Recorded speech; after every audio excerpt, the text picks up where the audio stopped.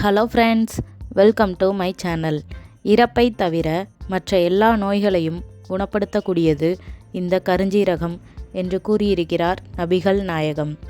யுனானி மருத்துவத்தில் கருஞ்சீரக எண்ணெய் பயன்படுத்தப்படுகிறது. அரபு நாடுகளில் இதை உணவில் சேர்த்து பயன்படுத்துகிறார்கள். பைபிளிலும் கருஞ்சீரகத்தை பற்றிய குறிப்பு இருக்கிறது. மருத்துவ குணங்கள் நிறைந்த கருஞ்சீரகத்தின் விதையில் உள்ள தைமோகுயினோன் என்ற வேதிப்பொருள் வேறு எந்த தாவரத்திலும் இல்லை. இது நோய் எதிர்ப்பு சக்தியை தரக்கூடியது.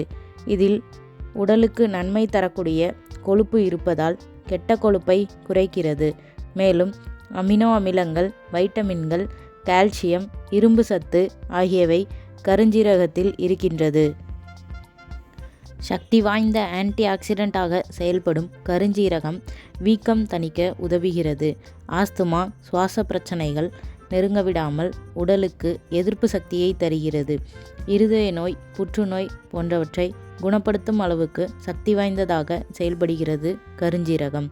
இது எலும்பு மஜ்ஜை உற்பத்தியை சீராக்கி புற்றுநோய் கட்டிகள் வராமல் பாதுகாக்கிறது.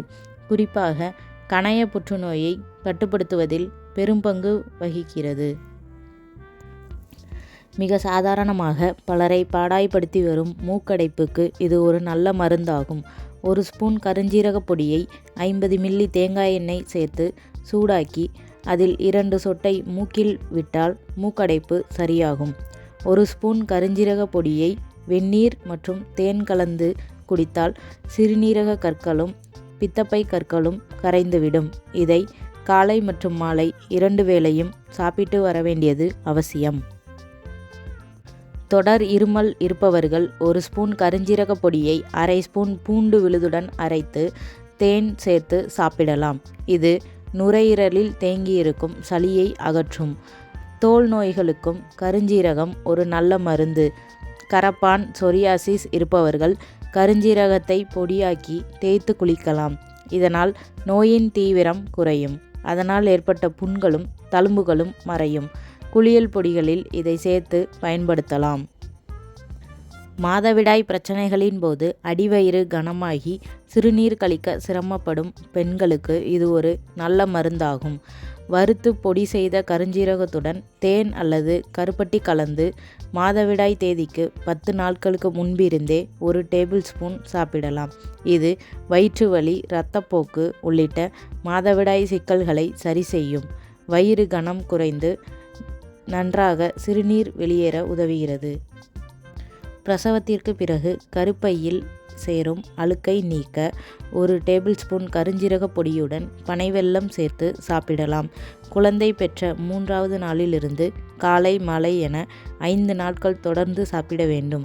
இதேபோல் வெந்தயம் 1/4 கிலோ, ஓமம் 100 கிராம், கருஞ்சீரகம் 50 கிராம் எடுத்து கருக விடாமல் வறுத்து பொடியாக்க வேண்டும். இதை 1 டீஸ்பூன் அளவு எடுத்து இரவு நேரத்தில் வெதுவெதுப்பான நீரில் கலந்து குடிக்க வேண்டும். இதை சாப்பிட்டதும் வேறு எந்த உணவும் சாப்பிடக்கூடாது. இப்படி தொடர்ந்து செய்து வந்தால் உடலில் தேங்கியிருக்கும் அனைத்து நஞ்சுக்களும் மலம், சிறுநீர் மற்றும் வியர்வை மூலம் வெளியேறும். தேவையற்ற கொழுப்புகள் நீங்கும். இரத்தம் சுத்திகரிக்கப்பட்டு இரத்த ஓட்டம் சீராகும். பல மருத்துவ குணங்கள் நிறைந்த இந்த கருஞ்சீரகத்தை அடிக்கடி உணவில் சேர்த்து கொள்வது உடல் நலத்துக்கு மிகச்சிறந்த நன்மையை கொடுக்கும். இந்த வீடியோ பிடிச்சிருந்தா லைக் பண்ணுங்கள், ஷேர் பண்ணுங்கள், சேனலை சப்ஸ்கிரைப் பண்ணுங்கள்.